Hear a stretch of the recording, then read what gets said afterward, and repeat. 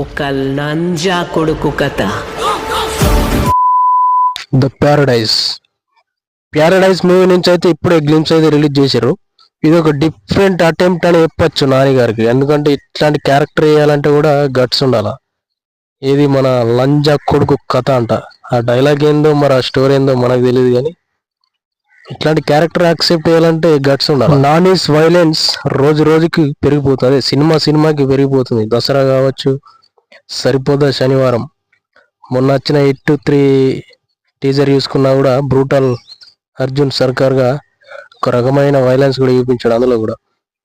ఇప్పుడు చూసుకుంటే ఈ ప్యారడైజ్లో కూడా ఇంకా వైలెన్స్ మామూలు వైలెన్స్ కాదు, అది రకమైన వరల్డ్లోకి తీసుకెళ్తున్నట్టు మనకు అర్థమవుతుంది స్టోరీ. రా క్యారెక్టర్ అంటే మరీ ఇంత రా క్యారెక్టర్ ఉంటుందని ఎక్స్పెక్ట్ చేయలేదు అసలు. శ్రీకాంత్ ఇలా ఏం ప్లాన్ చేస్తుండో కానీ ఒక కొత్త వరల్డ్ అయితే మనం చూడబోతున్నాం అని అనిపిస్తుంది. ఏదో కాకుల కథ నాట, కడుపు మండిన కాకుల కథ, కాకుల జాతికి సంబంధించిన స్టోరీ.